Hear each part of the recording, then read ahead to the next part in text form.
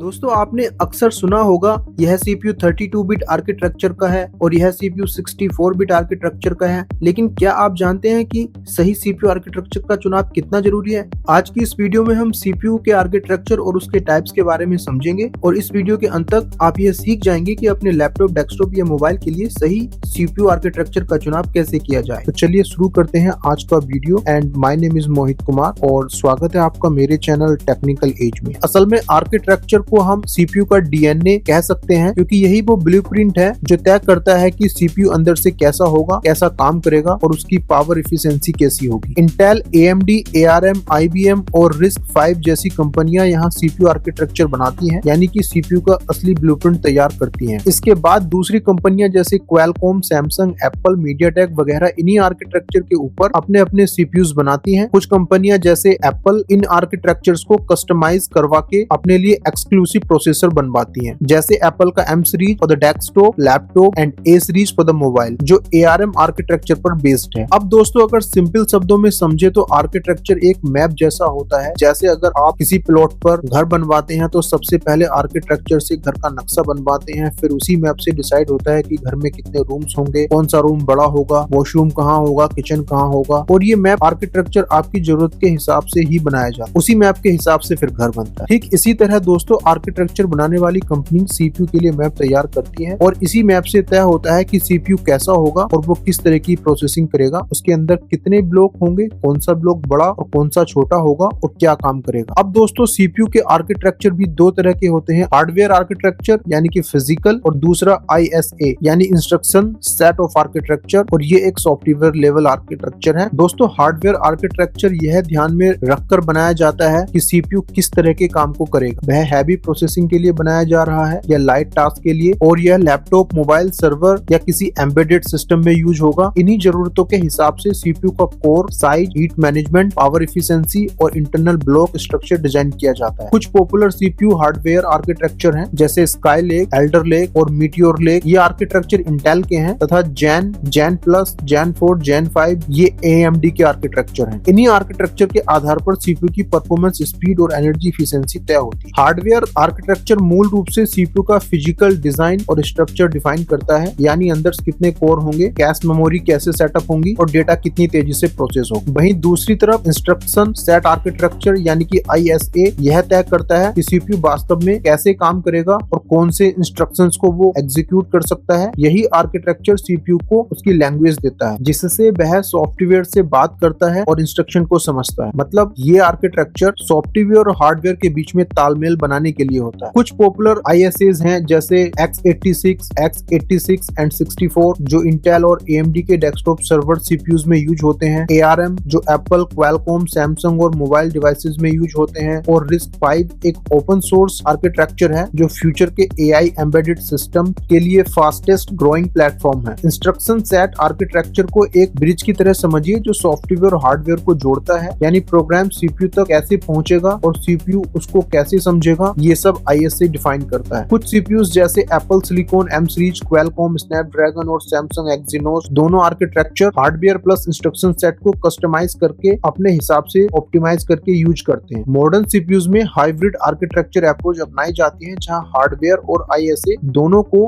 Balance करके performance और power efficiency को बेहतर बनाया जाता है। दोस्तों कौन सी कंपनी किस तरह का आर्किटेक्चर डिजाइन करती है और वो किन किन डिवाइसों में यूज होता है, इसका एक टेबल मैंने वीडियो में ऐड किया है। आप वीडियो को पुश करके उस टेबल सेक्शन को देख सकते हैं, जिससे आपको साफ समझ आ जाएगा कि आर्किटेक्चर डिजाइन वर्ड में कौन सी कंपनी किस फील्ड में लीड करती है। अब दोस्तों चाहे CPU हो या GPU हो या फिर किसी भी प्रकार का प्रोसेसर हो, इन सब का आर्किटेक्चर 32 बिट या 64 बिट हो सकता है। मतलब अगर CPU 32 बिट का है तो इसका मतलब वो एक टाइम में 32 बिट्स यानी कि 4 बाइट्स डेटा प्रोसेस कर सकता है, और अगर CPU 64 बिट का है तो वो एक टाइम में 64 बिट यानी कि 8 बाइट डेटा प्रोसेस करेगा। यानी 64 बिट प्रोसेसर ज्यादा पावरफुल होता है क्योंकि वो ज्यादा डेटा हैंडल कर सकता है और ज्यादा मेमोरी यानी कि RAM, random access memory access कर सकता है। सिंपल शब्दों में कहें तो जहां 32 bit CPU maximum 4 GB RAM handle कर सकता है, वहीं 64 बिट वाला CPU थियोरेटिकली 16 एक्साबाइट तक मेमोरी मैनेज कर सकता है। इसलिए आज के मॉडर्न CPUs और GPUs ज्यादातर 64 बिट आर्किटेक्चर पर ही बने हैं, ताकि हैवी मल्टीटास्किंग, गेमिंग और AI वर्कलोड को बिना रुकावट से हैंडल किया जा सके। तो दोस्तों